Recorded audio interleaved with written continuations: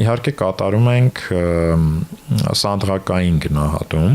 կլինիկական գնահատումը դա շատ լավ է, ճիշտ է, սկզբնական որպես գնահատում, բայց դա քիչ է, եթե կլինիկական գնահատում ասելով հասկանում ենք հարազատների պատմածները, սուբյեկտիվ այդ ներկայացումը, այո, սուբյեկտիվ նկարագրություն, հարազատների այդ ներկայացումը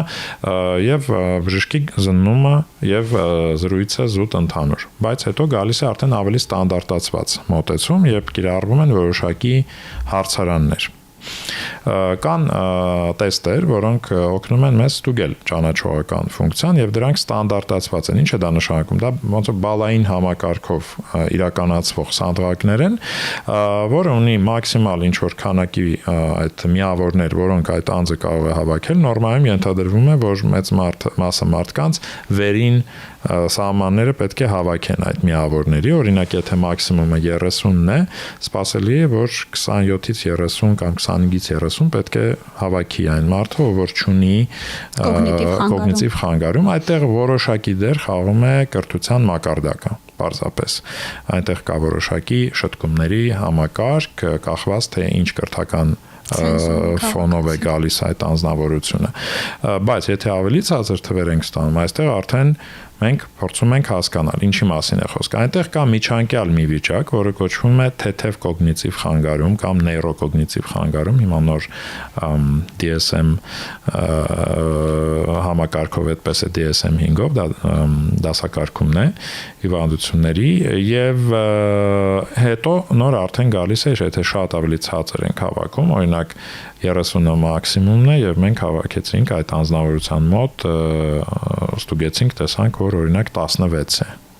Դա բավականին ցածր թիվ է համարվում եւ այդտեղ մենք իրավունք ունենք համարել այն դեմենցիա։ Հատկապես եթե այդ անձը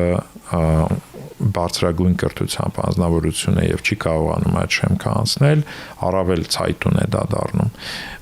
Եվ ընդհանրապես դրա մասին երևի շատ է խոսվել, որ որքան ավելի բարձր է կրթության մակարդակը եւ հատկապես ինչքան շատ լեզուներ են օրինակ իմանում մարդիկ կամ տարբեր ինչ որ հմտություններ են ունենում, դա դեր է խաղում, այսինքն նրանք ստեղծում են մի կոգնիտիվ պաշար, որը եթե նույնիսկ զարգանում է դեմենցիան, շատ ավելի ուշ է նկատելի դառնում եւ իրենց կյանքում դեր խաղում։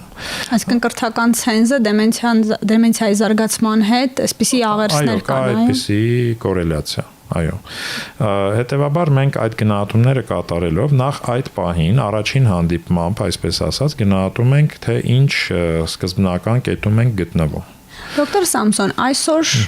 Հայաստանի առողջապահական համակարգը կիրառում է արդյոք ձեր նշված սանդղակներից որևէ մեկը եւ ընդհանրապես դեմենցիայով հիվանդ մարդը այսօր ում է դիմում եւ առաջիկայում այս ուղղությամբ ինչ որ բան փոխվում է, ես գիտեմ, որ փոխվում է, առաջին քայլերն արդեն արված են։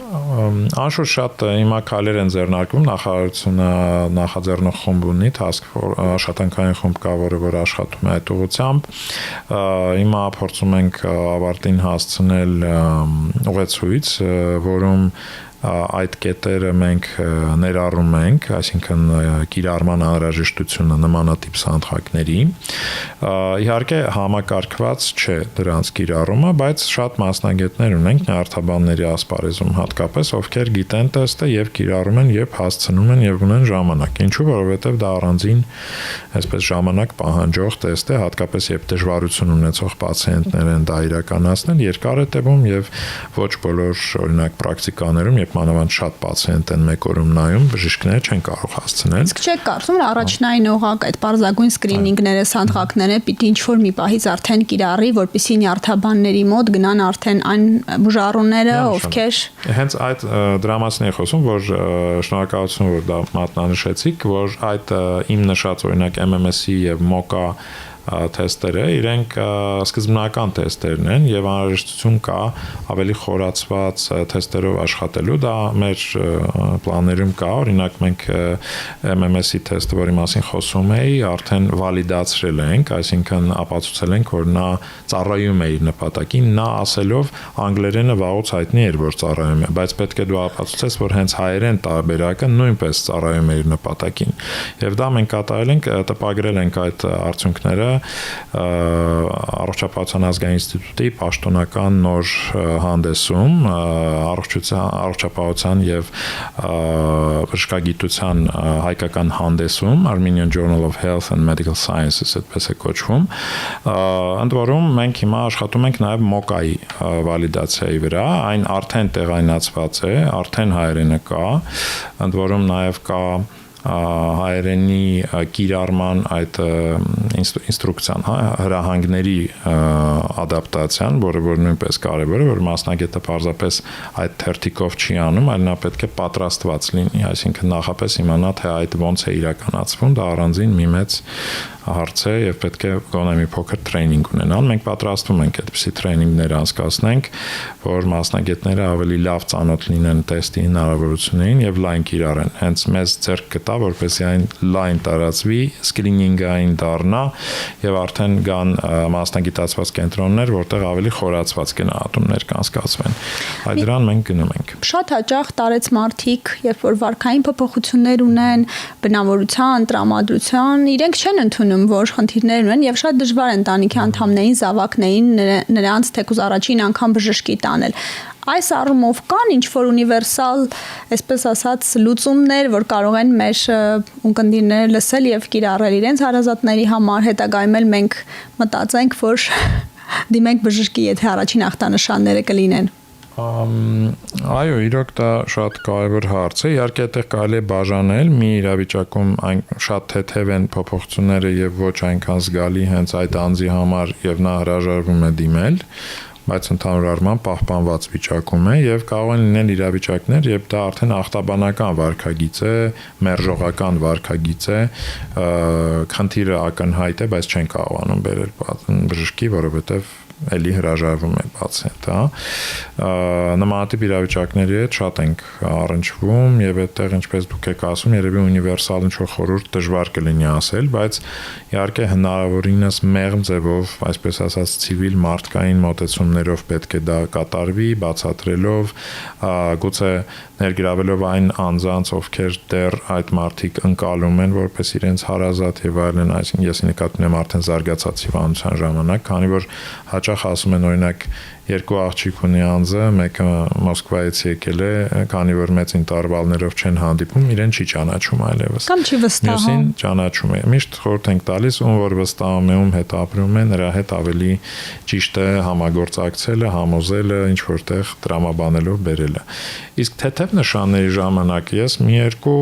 խորհուրդ կտամ, պարզապես եթե կընդունեն այդ մարդիկ։ Հաշվի առեք, որ մեզ լսում են նաև հիմնականում լսում են 60 եւ ավելի տարիք ունեցող անձինք, իրենց դիմեք։ Այո, իհարկե,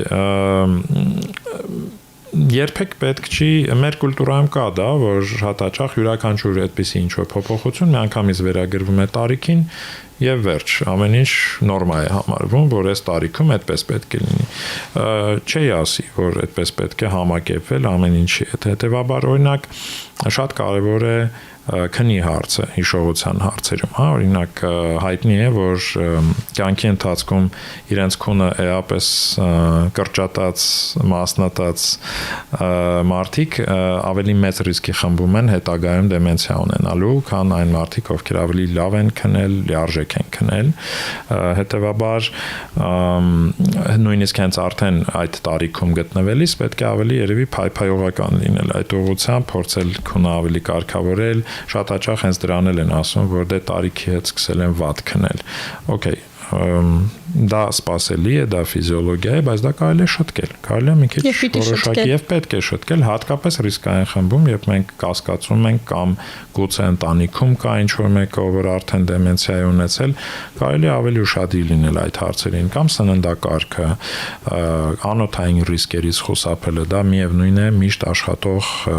այսպես ասած, ռիսկի վերահսկողություն է, եթե մենք կարողանանք անօթային այդ բոլոր ռիսկերը, խոլեստերինը, ճնշումը եւ այլն փորձենք կարգի հրավիրել։